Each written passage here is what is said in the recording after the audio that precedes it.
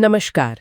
आज हम भगवद गीता के एक बहुत शुरुआती लेकिन गहरे मतलब वाले श्लोक पर बात करने वाले हैं। जी। अध्याय 1 श्लोक 3।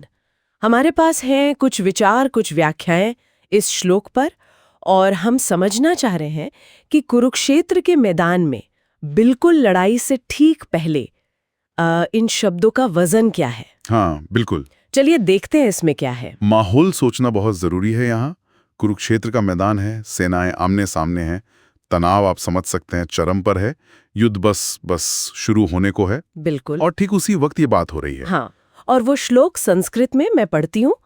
पश्येताम पांडुपुत्राणाम आचार्य महतीम चमूम व्यूढ़ाम द्रुपद पुत्रेण तव शिष्येण धीमता। 3। इसमें एक लय है, एक वजन है ना?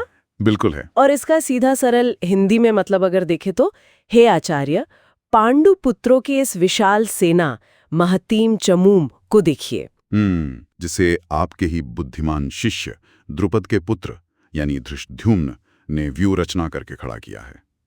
अब यहाँ ये ध्यान देना है कि कौन कह रहा है। हाँ, ये कौन कह रहा है? ये दुर्योधन कह रहा है, और कह रहा है अपने गुरु द्रोणाचार्य से। अच्छा, तो दुर्योधन अपने गुरु को पांडवों की सेना दिखा रहा है, पर इसमें खास क्या है?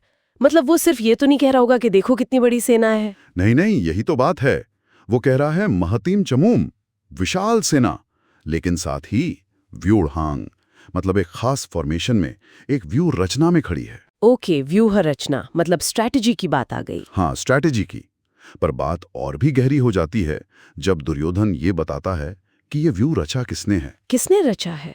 वो कहता है द्रुपद पुत्रेण तव शिष्येण धीमता, यानी द्रुपद के पुत्र ने, जो आपका ही बुद्धिमान शिष्य है। ओहो, ये तो बहुत बड़ी बात है। द्रुपद तो द्रोण के शत्रु थे, है ना? पुरानी दुश्मनी थी। बिल्कुल, पुरानी दुश्मनी थी। और धृष्टद्युम्न उन्हीं द्रुपद का बेटा है, और साथ ही वो द्रोण का शिष्य भी है। मतलब गुरु का ही शिष्य, उन्हीं के ज्ञान से सीखा हुआ। जी हाँ, तव शिष्येण आपके शिष्य द्वारा, और धीमता बुद्धिमान शिष्य द्वारा।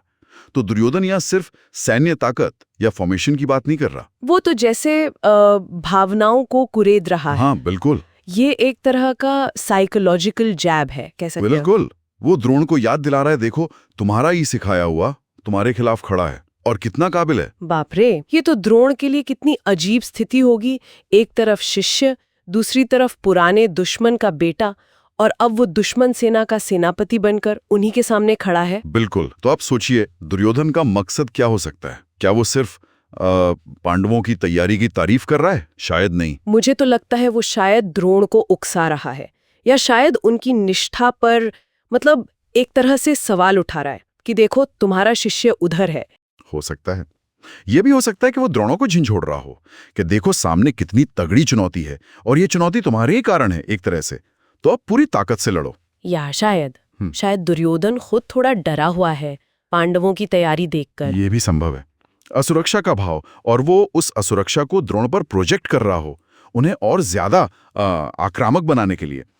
ये कड़वी सच्चाई भी है जिसे वो सामने रख रहा है कि देखो दुश्मन मजबूत है, और उसकी मजबूती का एक हिस्सा तुम्हारे ही देन है। तो मतलब युद्ध शुरू होने से पहले ही मन का युद्ध शुरू हो गया है, शब्दों से ही। बिल्कुल सही। पहला तीर चलने से बहुत पहले ही यह श्लोक एक पूरा मंच तैयार कर देता है। रणनीति हैं, पुराने रिश्ते हैं, मनोवैज्ञानिक चालें हैं, सब कुछ। ये दिखाता है कि महाभारत सिर्फ शस्त्रों का युद्ध नहीं था। नहीं, बिल्कुल नहीं। ये रिश्तों का, धर्म का, मनोविज्ञान का बहुत जटिल युद्ध है। और यह श्लोक ज्ञान और शिक्षा के उपयोग पर भी सोचने को मजबूर करता है। कैसे? देखिए ना, द्रोण का दिया ज्ञान, उनकी शिक्षा आज उन्हीं के विरुद्ध इस्तेमाल हो रही है। धृष्टद्युम्न का कौशल जो गुरु से मिला, वो गुरु के ही खिलाफ एक हथियार बन गया है। हाँ, ये तो है। ज्ञान तो वो किसी भी तरफ इस्तेमाल हो सकता है। सही कहा। वो एक दोधारी तलवार है। तो ये वाकई एक सोचने वाली बात रह जाती है हमारे सुनने वालों के लिए, कि जब आप युद्ध के मैदान में खड़े हों और आप देखें कि सामने वाले की ताकत का एक स्रोत आप खुद हैं या आपकी तरफ से गया है। हाँ। तो ये एहसास, ये जानकारी मनोबल पर, रणनीति पर कैसा असर डालती होगी? बहुत गहरा सवाल है। जब आपको पता हो कि विरोधी की शक्ति में आपका भी योगदान है, तो उस संघर्ष की शुरुआत कैसे होती है? सोचिएगा जरूर इस पर।